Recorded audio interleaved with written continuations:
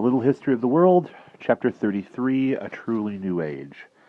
If you could talk to a gentleman from the time of the Turkish siege, there would be many things about him that would surprise you. The way he spoke, and the many Latin and French words he used. His elaborate and convoluted turns of phrase and habit of slipping in Latin quotations that neither you nor I could place. And his grand and solemn bows. You would, I think, suspect that beneath that venerable wig was someone with a large appetite for great food and great wines, and, if you will forgive me for mentioning it, you could hardly fail to notice that beneath the fancy lace and embroidery of silk, this prigged, perfumed, and powdered gentleman stank, because he hardly ever washed. But nothing could prepare you for the shock that you would have if he were to begin to air his views. All children should be thrashed. Young girls, no more than children, should be married, and to men they barely know. A peasant's lot is to toil and not complain. Beggars and tramps should be whipped and put in chains in the marketplace for everyone to mock. Thieves should be hanged and murderers publicly chopped into pieces. Witches and other harmful sorcerers that infect the country should be burnt. People of different beliefs should be persecuted, treated as outcasts, or thrown into dark dungeons. A comet seen recently in the sky must mean bad times ahead as protection against the coming plague, which had already claimed many victims in Venice. It would be sensible to wear a red armband. And finally, a Mr. So-and-so, an English friend, has an excellent and well-established business selling Negroes from Africa to America as slaves. A brainwave of that most worthy gentleman, since, as we all know, American Indian convicts don't take well to manual labor. And you would hear these opinions not only from the mouth of some coarse or uncouth fellow, but from the most intelligent and pious people in all walks of life from all nations. Only after 1700 did things gradually change.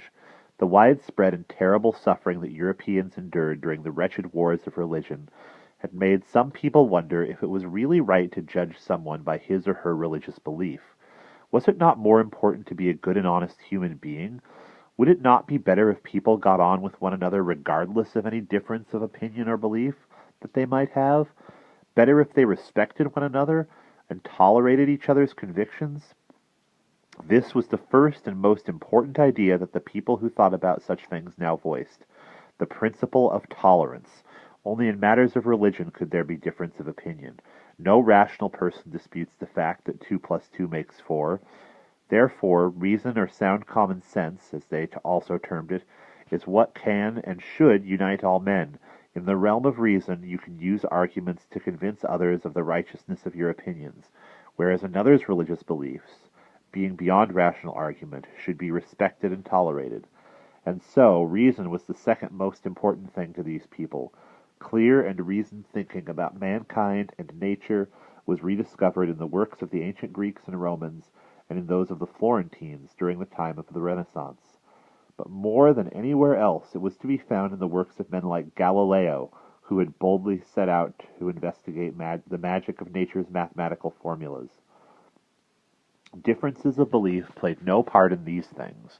There was only experiment and proof. Reason alone could explain appearance of nature and the workings of the universe. Reason, which is given in equal measure to all mankind the world over.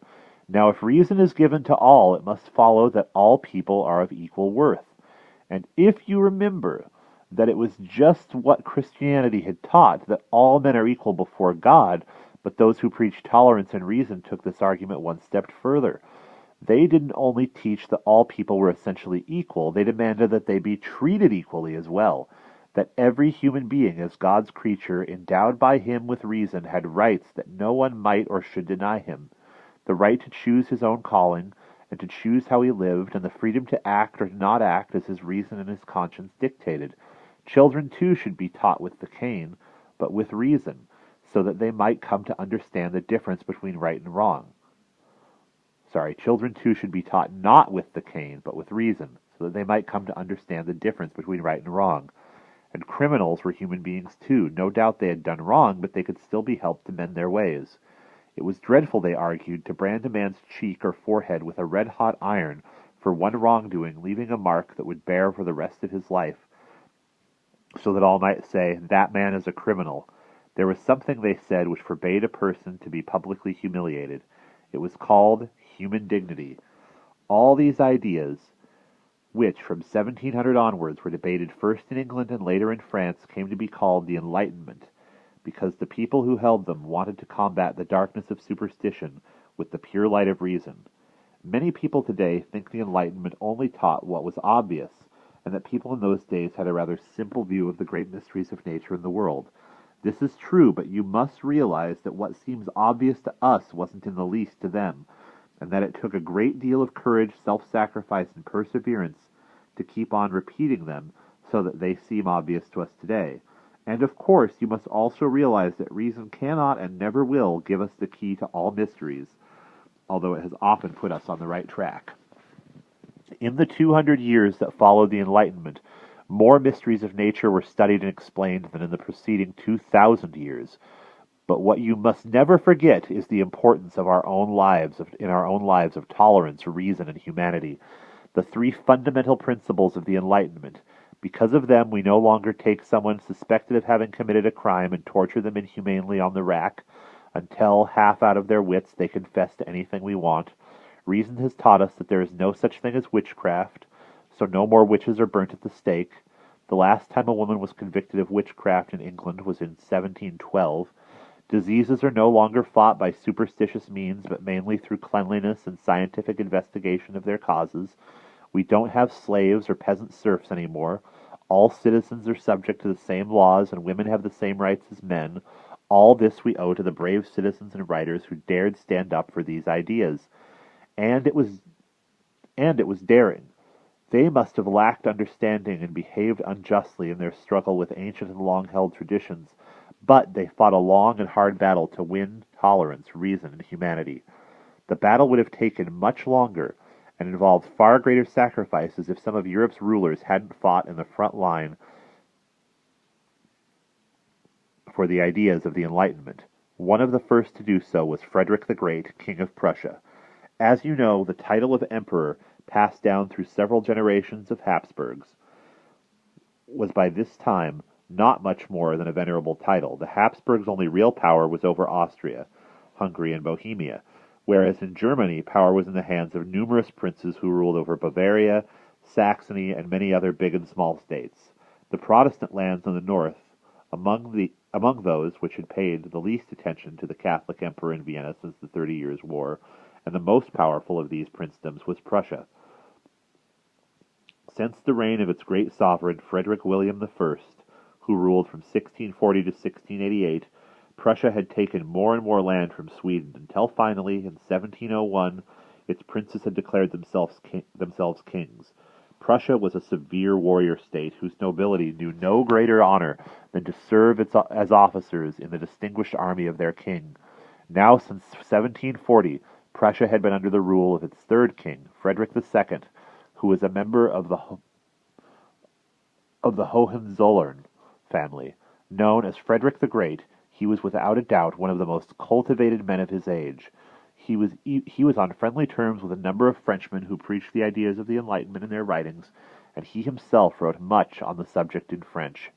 For although he was King of Prussia, he scorned the German language and customs, which, as a result of the 30 Years' War, were in a very poor state. His aim and his duty, as he saw it, was to make Prussia a model state, and in so doing demonstrate the value of the thinking of his friends in France. He liked to say that he saw himself as the first servant of the state, the butler, as it were, rather than its owner, and in that role he concerned himself with every detail of his project of putting the new ideas into practice. One of the first things he did was to abolish the barbaric practice of torture. He also relieved the peasants of some of the heavier duties of their landlords, and he was always particularly concerned that all his subjects, from the poorest to the mightiest, should receive equal justice, a rare thing in those days. But above all, Frederick wanted to make Prussia the mightiest of all the German states, and destroy Austria's imperial power. He didn't foresee any difficulty with this. Austria was ruled by a woman, the Empress Maria Theresa. When she came to the throne in 1740, aged only 23, Frederick thought it a suitable moment to remove one of the empire's possessions. He took his well-trained army to the province of Silesia and seized it.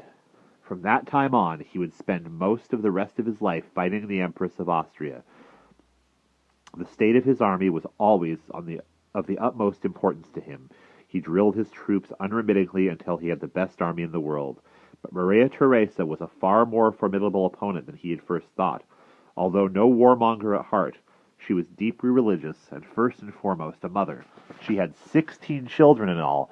Although Frederick was her enemy, she followed his example in introducing many of his reforms in Austria as well. Like him, she abolished torture, made the peasants' lives easier, and took a special interest in establishing good education throughout the land. She genuinely saw herself as a mother to her people, and never pretended to know all the answers herself. She chose the ablest people to be her advisers, among them men quite capable of holding their own against Frederick during the long wars, not only on the battlefield but also as envoys to all the courts of Europe, where they won sympathy for her cause. Even France, which for centuries had taken sides against the Empire, was eventually won over, after which Maria Theresa gave her daughter Marie Antoinette in marriage to the future King Louis XVI of France as a pledge for their new friendship. Frederick now found himself surrounded by enemies on all sides. Austria, France, Sweden, and Russia, now a vast and mighty empire. Without waiting for them to declare war on him, he occupied Saxony, which was also hostile. He then went on to wage a bitter war that lasted 7 long years, in which his only support came from the British. But his perseverance paid off, for despite the superior strength of his enemies, not only did he not lose the war, he even managed to hold on to Silesia. From 1765, Maria Theresa ceased to rule Austria alone. Her son Joseph ruled with her, and succeeded her after her death as Emperor Joseph II. He was an even more zealous fighter for the ideas of the Enlightenment than either Frederick or his mother. Tolerance, reason, and humanity were all that mattered to him. He abolished the death sentence and peasant serfdom. Protestants were once again allowed to worship freely, and although a good Catholic himself, he confiscated some of the lands and wealth of the Catholic Church.